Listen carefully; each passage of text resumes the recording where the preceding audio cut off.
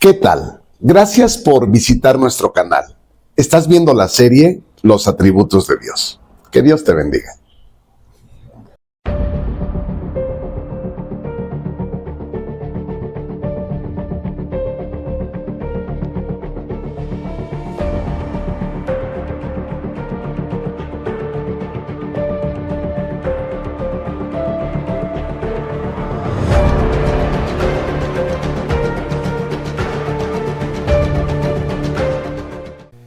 Y en esta ocasión presentamos la conferencia número 30 que titulamos de esta manera: Reconcíliense con Dios. Sabemos que Satanás difama la personalidad de Dios y distorsiona la mente de los seres humanos, haciéndoles pensar que Dios no les ama, o que Dios no existe, o que es de esta forma, o que es de aquella forma, que no es así. Y mucha gente ha creído el engaño de Satanás. Mucha gente piensa que Dios no le ama porque Dios no le concede lo que ellos quieren o desean, como si Dios existiera para darnos lo que nosotros pidamos con fe. Y están muy lejos de conocer realmente la buena voluntad de Dios, que no es darnos lo que nosotros queremos, sino lo que conviene, ¿cierto? Y Dios sabe mejor que nosotros qué es lo que realmente nos conviene. Pero si eso que ellos quieren no les conviene realmente, Dios no se los concederá. Dios es omnisciente y sabe lo que realmente es mejor para cada uno de nosotros, lo que realmente es bueno y lo que puede perjudicarnos a nosotros o a nuestra familia. Dios es amor, y el amor, entre otras cosas, no hace nada indebido. Si esa dádiva nos fuera a hacer daño, por mucho que nosotros pensáramos que la necesitamos y que es buena para nosotros, Dios no va a permitir que llegue a nuestras manos. ¿Por qué? Porque el amor no hace nada indebido. Por lo tanto, el hecho de no ceder ante nuestros caprichos o berrinches es también un acto de amor. Otros piensan que porque les ocurrió tal desastre o porque ocurrió tal calamidad en la naturaleza, Dios no existe. Dicen, si existiera Dios, Él no permitiría estas cosas. ¿Por qué se llevó a esta persona que es tan buena y aquellos que son tan malos ahí andan? Pero el quebrantamiento es algo que Dios permite porque muchas veces es la única manera como los seres humanos nos acercamos a Dios, cuando atravesamos por una situación difícil. No es que Dios se alegre que nos pasen cosas malas o que Dios nos esté castigando, es que a veces Dios utiliza el quebrantamiento para llamarnos, para hablar a nuestro corazón y transformarnos en mejores personas, en hijos de Dios, dignos de un Padre tan bueno y de una salvación tan grande. ¿Cuántas veces hemos visto que una vez que se nos resuelve un asunto, esa persona ya no viene, se vuelve atrás? Que esa sanación le sirvió para meterse en un problema mayor. El ser humano suele ser duro de salvar. De hecho, pude haberle puesto este título a esta enseñanza: duros de salvar. Pero como les comento, aún los desastres naturales, que han estado siempre en la naturaleza como parte del proceso natural, Dios los encamina para dar la oportunidad de salvación a los seres humanos. Por ejemplo, en Haití, que practicaban el vudú, jamás había habido oportunidad para que evangelistas entraran y predicaran el evangelio. Pero tras los desastres que han ocurrido con terremotos, pues el corazón de la gente se ha abierto, se han dado cuenta que sus dioses y sus religiones no salvan, y como nunca el cristianismo ha, podemos decir, invadido Haití y ha ganado a mucha gente en esa nación tan, entre comillas, desventurada. En términos de lo que les estoy compartiendo, ¿ustedes considerarían a Haití en este momento una nación desventurada o bienaventurada? Obviamente bienaventurada. ¿Por qué? Porque pueden perderlo todo, pero ganar el reino de los cielos. Y de esta manera es como muchas veces, como no caemos sobre la roca tiene que caer sobre nosotros y desmenuzarnos, pero es la manera que Dios tiene de ayudar a los que están predestinados puedan ser salvos. A veces es el quebrantamiento, y muchas veces ni ser librados del quebrantamiento ayuda o hace que las personas con ese corazón tan duro se apeguen a Dios.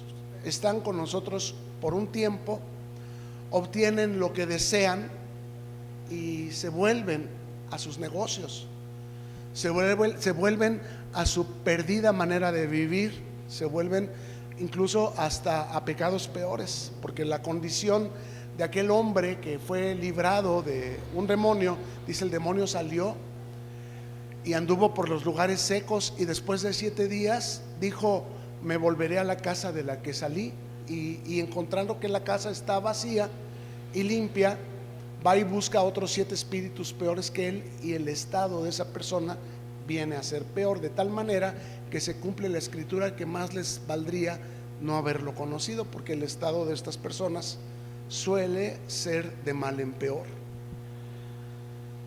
Dios no quiere que ninguno se pierda, sino que todos los hombres procedamos al arrepentimiento. En la segunda carta que Pedro escribe, en el capítulo 3, verso 9, encontramos que la escritura dice de esta manera: el Señor no retarda su promesa, según algunos la tienen por tardanza, sino que es paciente para con nosotros, no queriendo que ninguno perezca, sino que todos procedan al arrepentimiento.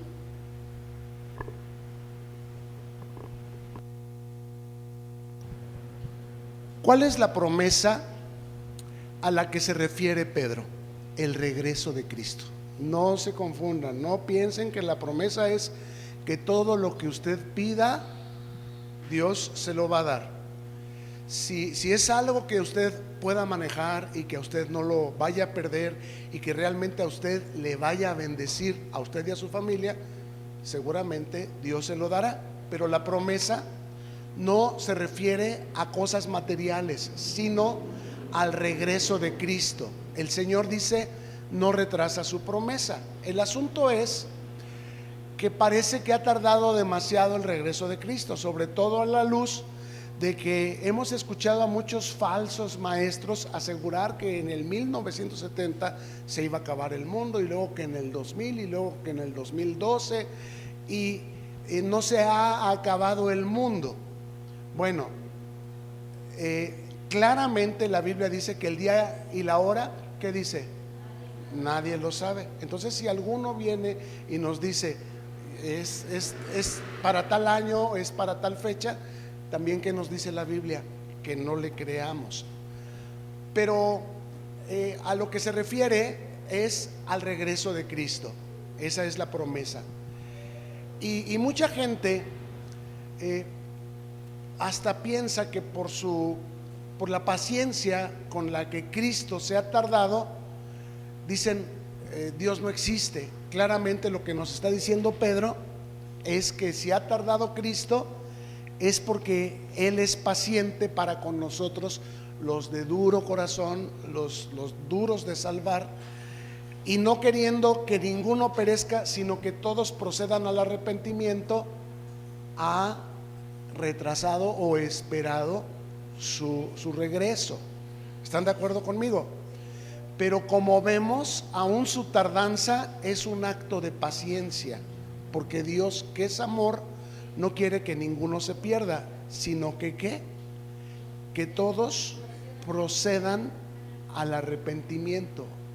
Ese es el punto, el arrepentimiento. Dios quiere que las personas cambien su manera de pensar, su manera de vivir, su manera de creer, su manera de ser, y se conviertan a Él. ¿Qué es el arrepentimiento? Es cambio de manera de pensar.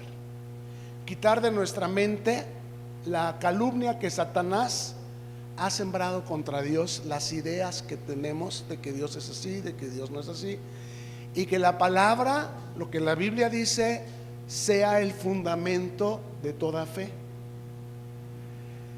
Y dicha calumnia tiene varios aspectos, todos destructivos. Muchas veces esa calumnia en nuestra mente nos hace creer que no hemos nacido de nuevo. La Biblia dice que el que está en Cristo nueva criatura es, y yo pienso que todavía soy adicto no sé, al alcohol, al cigarro, a una relación inapropiada con una persona que no es mi esposa.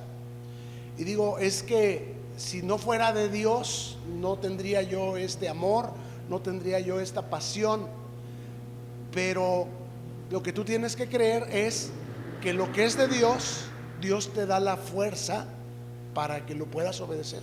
Los mandamientos de Dios no son gravosos, y si Dios dice no robarás, tú puedes no robar. Si Dios dice no adulterarás, tú puedes no adulterar.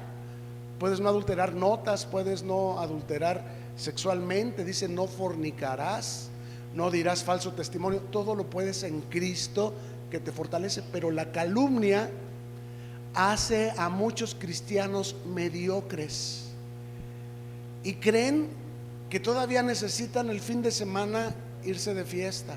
Es que yo no estoy a gusto, no estoy en paz si no voy y me meto en problemas, porque es lo único que hacen, meterse en problemas, gastarse el dinero, ser piedra de tropiezo. No, que es cristiano y mira nomás cómo anda y dónde anda y cómo habla y con quién se fue y qué cosas hizo y cómo está su familia y cómo se peleó con los vecinos. Otra calumnia que hay en nuestra mente, por ejemplo, es no he sido perdonado. Dios, y cada vez le decimos, Dios mío, perdóname. Y si ya te perdonó, Cristo murió una sola vez para el perdón de todos nuestros pecados, pero nosotros no terminamos por sentirnos perdonados. ¿De dónde proviene esta calumnia? Pues del trabajo que Satanás ha hecho en nuestras mentes. Y otra forma de calumnia en nuestra mente es que lo malo no es tan malo. Hay una, no es ninguna. Además, no lo que entra en la boca es lo que contamina, lo que sale de la boca. Pero después de que entró una, de que entró dos y de que entraron tres, ¿qué sale de tu boca?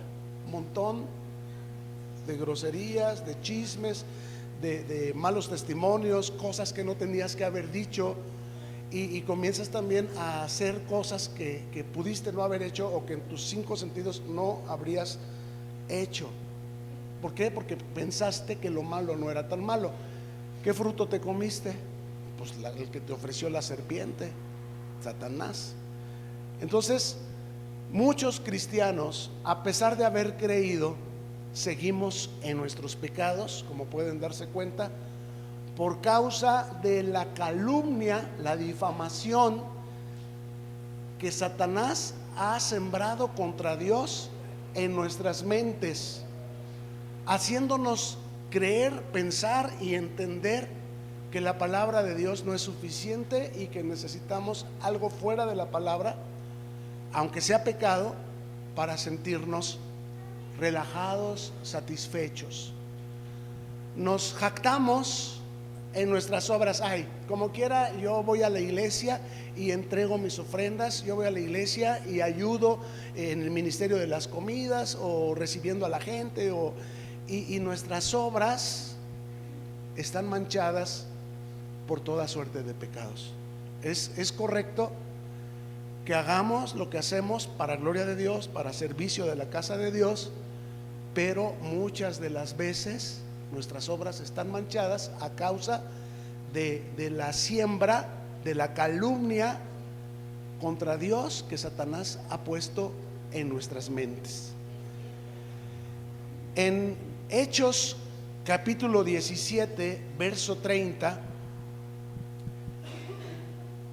encontramos que la palabra del Señor dice de esta forma: Pero Dios, habiendo pasado por alto los tiempos de esta ignorancia, ahora manda a todos los hombres en todo lugar que se arrepientan. ¿Qué pasó por alto Dios? Los tiempos de esta ignorancia. Pero ignorancia, según el diccionario secular, es una palabra que significa hacer algo con conocimiento de que no es bueno hacerlo. Hacer algo después de haber sido advertidos de que no lo teníamos que hacer. Es ignorar a propósito una advertencia o un mandamiento. Yo pensaba que ignorancia era ausencia de conocimiento, pero me doy cuenta, porque la Biblia es el sustento de lo que nosotros creemos como iglesia. Me doy cuenta porque la Biblia dice que Dios escribió su ley en los corazones de todos los seres humanos, y si por alguna razón no la obedecemos y no la honramos, no es porque no la conozcamos, porque aún sin haberla leído o escuchado, ya estaba escrita en nuestros corazones, y todo hombre sabe lo que es bueno y lo que no lo es, independientemente de cualquier religión. Entonces, la ignorancia o los tiempos de nuestra ignorancia que Dios ha pasado por alto se refiere al tiempo de nuestra rebeldía, al tiempo en el que nosotros nos rebelábamos contra Dios, aún a sabiendas de que era pecado, de que había una advertencia: no comas de este fruto, porque el día que de él comas, ciertamente morirás. Entonces, Adán ciertamente ignoró a Dios. No es que no conociera la palabra de Dios, es que la ignoró. Es decir, hizo algo sin razón. ¿Por qué? Porque Adán todo lo tenía. Estaba en el Edén. ¿Qué le faltaba a Adán? Ni suegra tenía, ni hijos. Tenía una esposa que le llenó el ojo desde el primer día en el que la vio. O sea, no lo casaron con Hermelinda linda. No, cuando él vio a Eva, dijo: de ahí soy. ¿A poco no? Entonces, no había razón para pecar. Pero ¿por qué ocurrió el pecado? ¿Qué fue el pecado? Ignorar a propósito la palabra de Dios. No le faltaba nada. No es necesario que nos falte nada. Con Jesús fue algo muy distinto. Jesús estaba en el desierto y pasados 40 días tuvo hambre. Y vino Satanás, y viendo que Jesús tenía hambre, le dijo: si eres hijo de Dios, haz que estas piedras se conviertan en pan. Jesús sí tenía escasez. Jesús estaba en el desierto. Adán estaba en el Edén. Es increíble la manera como fue engañado y tentado Adán para pecar. De igual modo, no te explicas por qué muchas veces este hombre cambió su familia y su mujer tan bonita y decente por la gorda de la cantina. No te lo explicas.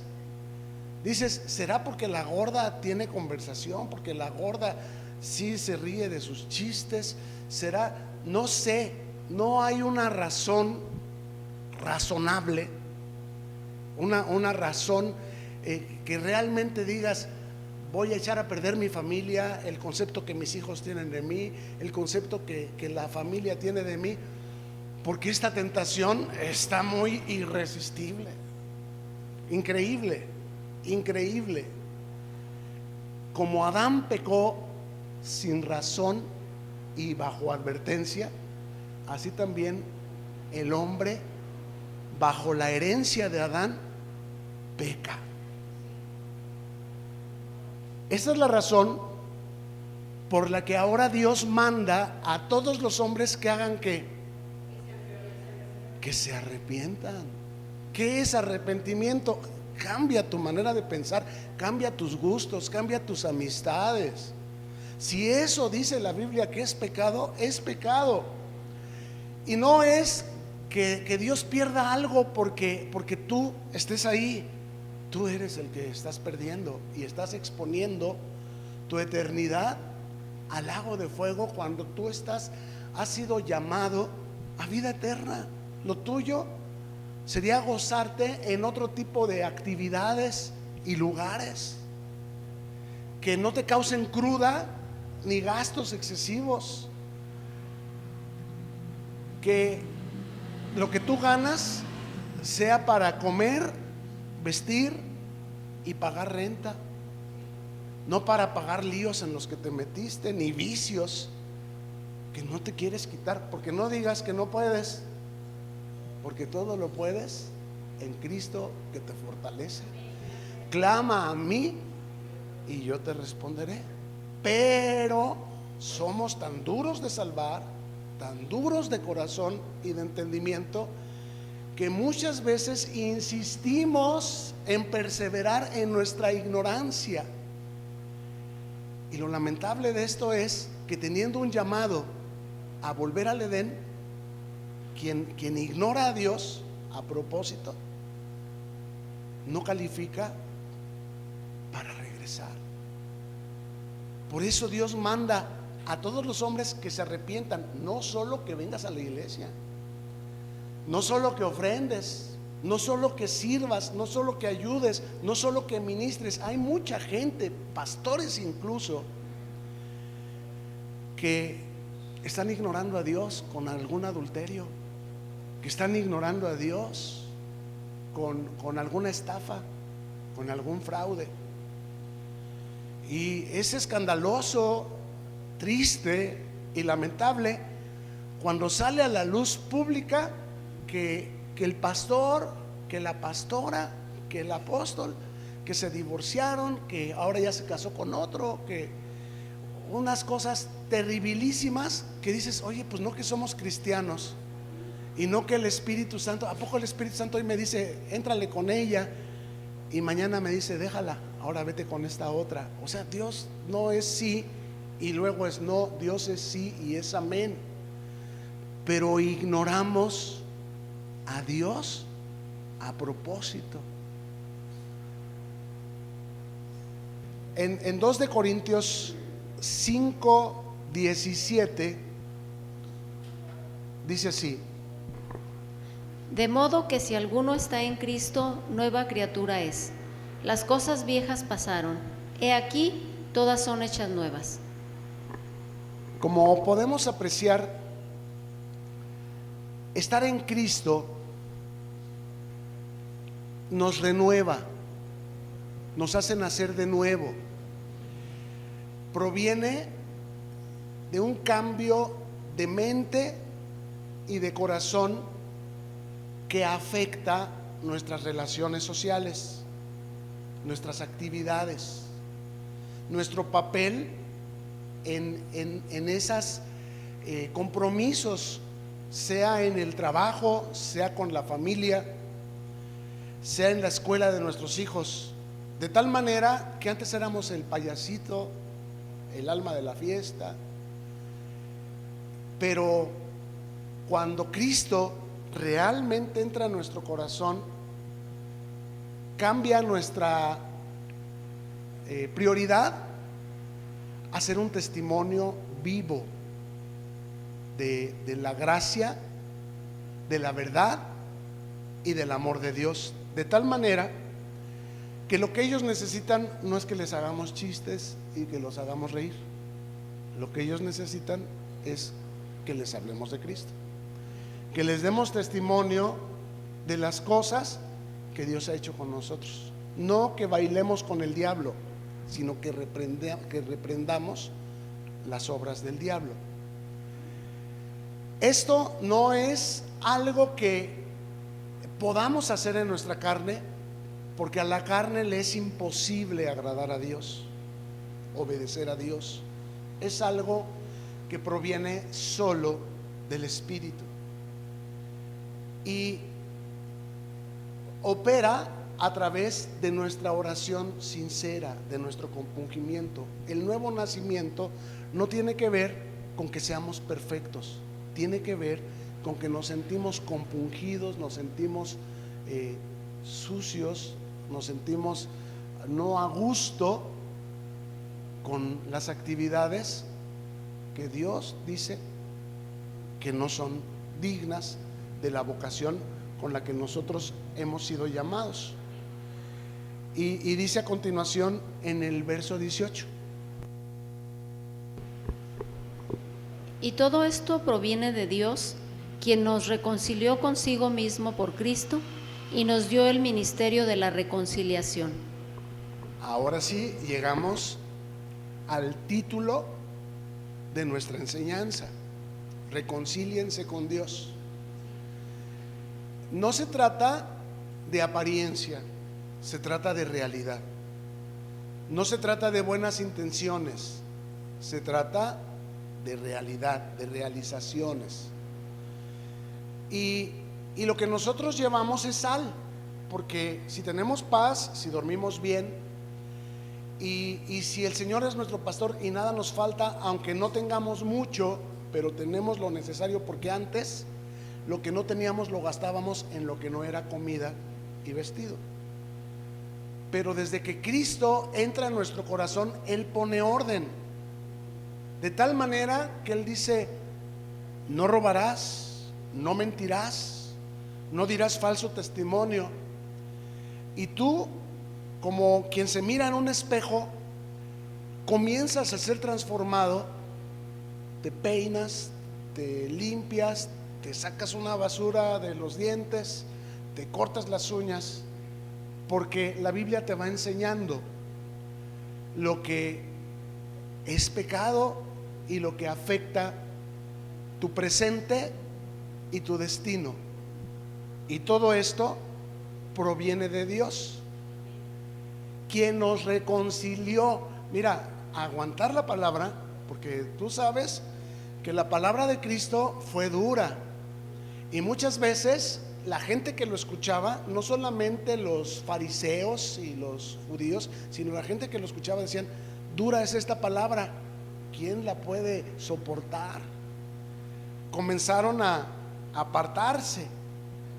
Pero si tú estás aquí, si tú has intentado irte como pasó también con Jeremías, que él ya había determinado: no, yo con Dios ya no, porque su palabra ha sido de perjuicio para mí. Él me dice: ve y di, y yo voy y digo, y a mí me apedrean, me meten a la cárcel y casi me matan, me dejan sin comer, y para mí la palabra de Dios ha sido para oprobio, yo ya con Dios ya no.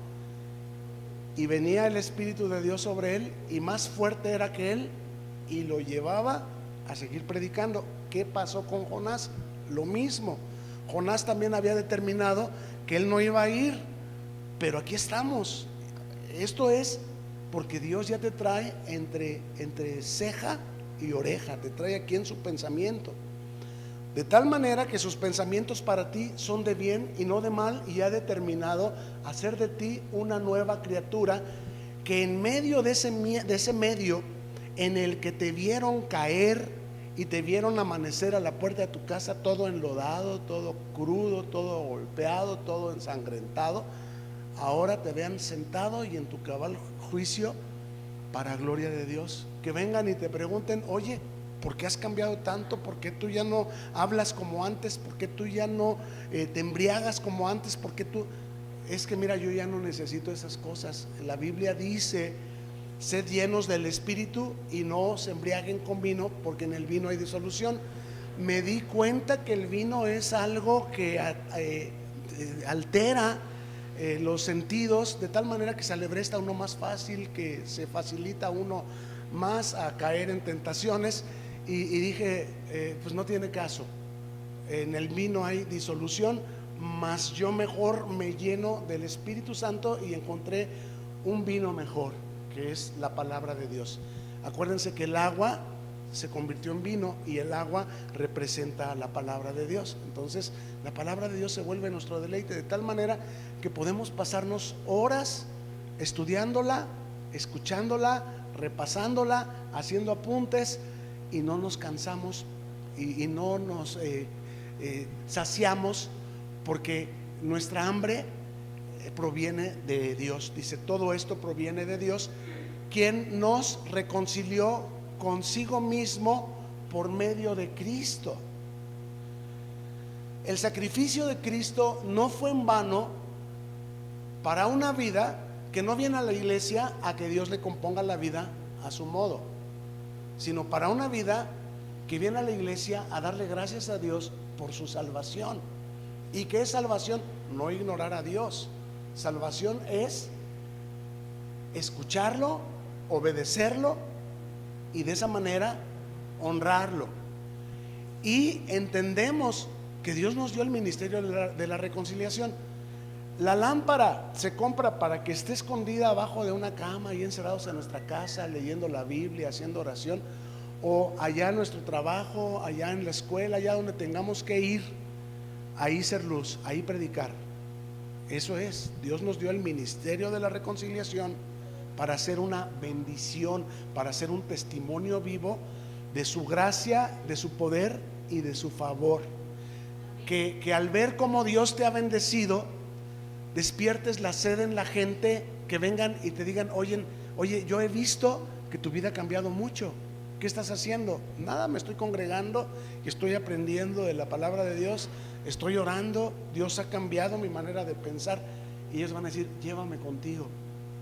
Ni siquiera tendrás tú que decirles que vengan, sino que 10 te tomarán del manto y te dirán: hemos visto que Dios está contigo, por favor llévanos contigo. Verso 19 dice: que Dios estaba en Cristo reconciliando consigo al mundo, no tomándoles en cuenta a los hombres sus pecados, y nos encargó a nosotros la palabra de la reconciliación. Entonces es evidente que Dios te bendice, te da paz, te libra de vicios, te libra de ser problemático, porque no hay gente en problemas que no sea problemática. La gente problemática siempre va a estar en problemas, llevando chismes, trayendo chismes, metiéndose en dificultades. Pero un día alguien ejerció con nosotros su ministerio de reconciliarnos a nosotros con Dios por medio de darnos testimonio, enseñarnos lo que dice la Biblia, orar con nosotros, invitarnos a su congregación. Y aquí estamos, porque alguien ejerció su ministerio de la reconciliación para crecer en todo en aquel que es la cabeza, el cual es Cristo, y dar de gracia lo que recibimos de gracia. Ahora, también a nosotros, no solamente a los pastores y líderes, sino a todos los cristianos, Dios nos encargó la palabra de la reconciliación. Tú debes ir. Yo no estoy diciendo que no vayas a tus convivencias familiares, pero con otra mente, con otro papel. Tú debes ir y ser luz, no a perderte, no a meterte en problemas, no a meterte en chismes, sino a mostrar la gloria de Dios que ha transformado tu vida. El verso 20 dice de esta manera: Así que somos embajadores en nombre de Cristo, como si Dios rogase por medio de nosotros. Les rogamos en nombre de Cristo, reconcíliense con Dios. Ahora tú y yo rogamos a nuestros hijos porque los vemos perdidísimos, no solamente metiéndose en problemas, sino encaminados al infierno. Rogamos a nuestros vecinos, a nuestros compañeros de trabajo, porque no solamente los vemos en iras descontroladas y pasiones desordenadas, sino los vemos inclinados y derechito a una eternidad sin Dios. Nosotros, no sé si te das cuenta, somos ministros. Un ministro es un administrador que elige qué recursos utilizar para ayudar a otros a reconciliarse con Dios. Somos ministros de reconciliación. Aquí se nos llama embajadores. ¿Cuáles son los recursos que tú y yo elegimos para ayudar a otros a reconciliarse con Dios? Nuestro testimonio, la palabra, la intercesión, la oración con ellos y la amistad. Además, nuestro testimonio incluye pagar lo que debemos, ser puntuales, ser respetuosos y muchas otras cosas para no ser tropiezo, para que nuestra predicación no sea estorbada por nuestras malas obras. Somos embajadores, es decir, entendemos que nuestro reino no es de este mundo. Este mundo ama a los que son suyos. No podemos pretender lo mejor de dos mundos, agradar a Dios y agradar al mundo. La amistad con el mundo nos haría enemigos de Dios. Lo entendemos porque la Biblia lo dice. Somos embajadores, es decir, representamos un reino extranjero en un país que no es el nuestro. Es decir, es cierto, aquí crecimos y aquí tenemos nuestro trabajo y aquí nuestros hijos van a la escuela, es cierto, pero no somos de este mundo. Nosotros vamos a una eternidad con Dios y sabemos que existe el cielo y sabemos que existe el infierno y sabemos lo que viene. Nosotros somos embajadores en nombre de Cristo. Como si Dios rogase por medio de nosotros, así debe ser nuestra pasión, la manera como prediquemos, exhortemos, animemos y ejerzamos nuestra amistad con la gente que nos rodea, como rogando en el nombre de Cristo, reconcíliense con Dios. Yo no sé si yo estoy logrando transmitir en este momento la urgencia de que ustedes no ignoren a Dios. No sé si lo estoy transmitiendo. Que no echen en saco roto la palabra. ¿Por qué? Porque en la palabra tenemos la vida. Y si nosotros no la honramos, no la obedecemos, es porque no la creemos. Y si no la creemos es porque Satanás ha sembrado nuestra mente con calumnias de las que necesitamos ser limpiados. Y tenemos que hacer oración y decirle: Señor, pues yo la verdad, a mí sí me gusta la fiesta, a mí sí me gusta el relajo, y yo lo que necesito es que tú me des un nuevo corazón y renueves un espíritu recto dentro de mí, porque esas cosas me han metido en muchos problemas. Yo quiero decirte, Dios no quiere quitar de tu vida cosas que realmente sean benéficas. Si esas cosas fueran benéficas, en la Biblia diría: embriáguense, no hay problema, no más, paguen lo que deben, mañana vayan a trabajar, no se peleen, manejen con precaución.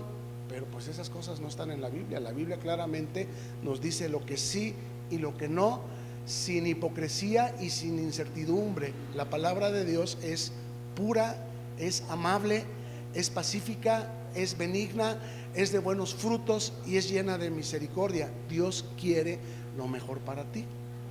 Amén. Y por último, en este pasaje, el verso 21 dice así: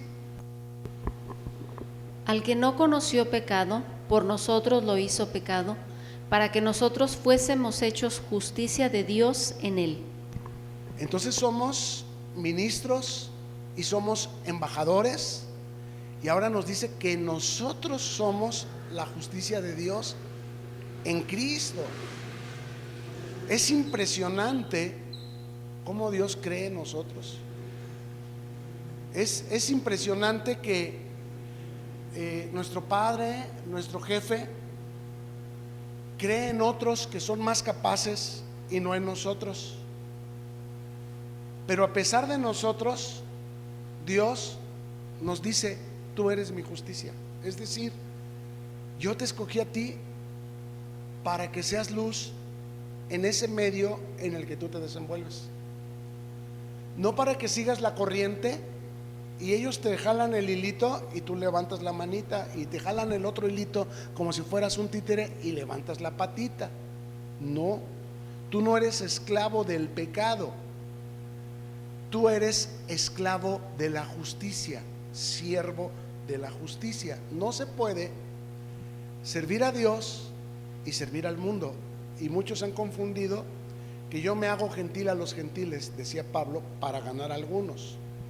No se refiere a dejarnos ir como gorda en tobogán en el pecado, en el despotricamiento de nuestras pasiones. Sea que me enojé y me fui con todo, o sea que me emocioné y me fui también con todo. No, no. Nosotros tenemos Señor, que es Cristo, y nosotros, como Él, todo el tiempo tenemos una conexión con el Padre, que nos ama y nos muestra las cosas que Él hace, para que así como Él las hace, nosotros también lo hagamos. Y calladitos nos vemos más bonito. Calladitos es mejor que precipitaditos, porque precipitaditos al rato nos metemos en más problemas. Es mejor ser prudentes que valientes. Pero muchas veces nos damos cuenta hasta que ya metimos las patas, que nos metimos en el lodazal. Esto habla de que estamos esclavos o cautivos de nuestra propia carne, y que hacemos la voluntad de la carne y de los pensamientos. Y la solución es muy sencilla: ve en oración y crucifica tu cuerpo, ponlo en humillación, es decir, bajo autoridad de Dios y servicio a Dios. Dice Pablo: les aseguro, hermanos, que todos los días golpeo mi cuerpo y lo pongo en servidumbre. No vaya a ser que, habiendo sido heraldo para muchos, o sea, anunciado el evangelio a muchos, al final yo mismo venga a ser desechado. Cada día tenemos la responsabilidad de crucificar nuestra carne. No es golpearnos, no es darnos pellizcos, no es privarnos de alimentos o de sueño. Golpear nuestro cuerpo es: aborrezco, Señor, esta forma de ser, que primero reacciono y después recapacito. Perdóname. El nuevo nacimiento sí nos lleva a una perfección, pero comienza con un compungimiento. Antes no tenía conciencia de pecado. Hoy que Cristo ha entrado en mi corazón, no solamente vuelvo a la iglesia después de que me fui y viví perdido como el hijo pródigo, hasta que me comenzó a faltar todo, y entonces deseaba comerme las algarrobas de los cerdos que yo cuidaba. Y dije: me volveré a la casa de mi padre, de donde salí, porque en la casa de mi padre hay abundancia de pan. Ciertamente es Dios el que me trajo, pero sus pensamientos entre ceja y oreja son de bien y no de mal para mí, de tal manera que Él me ha hecho ministro de reconciliación y me ha hecho embajador, como si Cristo rogase por medio mío: reconcíliense con Dios, de Cristo. Y dice aquí: además me ha hecho su justicia. Yo soy la respuesta de Dios. Yo no puedo decirle a Dios: ay, Señor, manda a otro para que hable con mi marido. Tú eres la justicia de Dios. Manda a otro para que hable con mi hijo. No, tú eres la justicia de Dios. Tú eres. Así que cíñete como un varón valiente y párate en la brecha y pregúntale a Dios de qué manera vamos a salvar esta familia tan dura de salvar. ¿De qué manera vamos a enderezar este matrimonio? Porque no quiero otro fracaso, otro hazme reír, otro darle gusto a los que dijeron desde el principio: uy, mira, como sube esta moneda y baja, así vas a ver que ahorita estás bien emocionado y al ratito te van a traer, te van a mandar a tu casa. ¿Vas a darles gusto o te vas a ceñir como un varón valiente y te vas a levantar, te vas a poner en la brecha y le vas a decir: Dios mío, aquí estoy intercediendo por esta porción en la que tú me pusiste para que yo fuera tu justicia? Amén. En Isaías capítulo 55 verso 9 dice: Como son más altos los cielos que la tierra, así son mis caminos más altos que sus caminos, y mis pensamientos más que sus pensamientos. Como pueden darse cuenta, los pensamientos de Dios son mucho mayores y mejores que tus expectativas. Tú has dicho: aquí se rompió una taza y cada quien para su casa. Esto ya no, Marco. Y los pensamientos de Dios son otros. No digas que no, Jeremías. No digas: yo exijo el divorcio. No, regrésate y sé mi justicia, sé mi embajador, sé ministro de reconciliación. La solución está en que los reconcilies conmigo. Y no me digas que envía a otro. Heme aquí, Señor, envía a otro. No. Heme aquí, Señor, envíame a mí y yo iré y llevaré tu justicia a las naciones. Estos son los pensamientos de Dios, estos son los caminos de Dios. Y en Dios no hay mudanza ni sombra de variación, ni hay incertidumbre. Con Dios todo es puro, todo es claro, todo es luz. Y no digas: débil soy. Y no digas: soy un niño. Porque he aquí, dice el Señor, yo pondré mi palabra en tu boca y tú le vas a dar la vuelta a esa tortilla. Tú le vas a dar la vuelta a esas circunstancias. No me vengas con que sí, con que no, porque el sí y no, ¿de quién son? De la carne. Pero el sí y el amén, ¿de quién son? De Dios. Por lo tanto, ven a mí con un sí y con un amén. Tú eres mi justicia, tú eres mi embajador, tú eres mi ministro de reconciliación, y ve y diles: lo que tú necesitas es reconciliarte con Dios. Mientras no te reconcilies con Dios, el diablo va a venir y te va a hacer lo que a Saúl. Me quieres, pero me quieres matar también. ¿A poco no pasó eso con Saúl y David? ¿Por qué? Porque el espíritu malo venía sobre Saúl, y aún Saúl, amando a David, su intemperancia, su mal carácter, sus celos, su envidia, lo hacía aborrecerlo, lo hacía odiarlo repentinamente, de tal manera que 3 veces lo intentó asaetear. Entonces, no te sorprendas como si alguna cosa extraña te estuviera ocurriendo porque tienes un Saúl en tu casa, o en tu trabajo, o en tu vecindario. No te sorprendas si son desagradecidos contigo, si tú los ayudaste y ellos ahora hablan y actúan impíamente contra ti. No te sorprendas como si alguna cosa extraña te ocurriera, porque eso mismo le pasó a Cristo.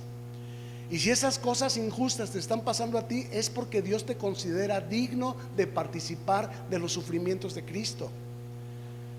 Es porque Dios te considera digno de llevar la muerte de Jesús por todas partes. No es que somos salvos para ser populares. Todo lo contrario, Jesús nos lo advirtió: el mundo los aborrecerá porque me aborrecieron a mí primero. Y tiempo hemos tenido para volvernos atrás, y ganas hemos tenido de decir: yo ya no.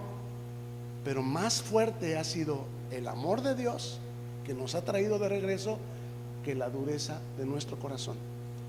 Por lo tanto, si hoy entendimos lo que significa el ministerio de la reconciliación, el ser embajadores en el nombre de Cristo y el ser justicia de Dios, pues pongámonos de pie y hagamos oración y digámosle: Señor, pues tú sabes que soy débil, sabes que no puedo, sabes que no quiero.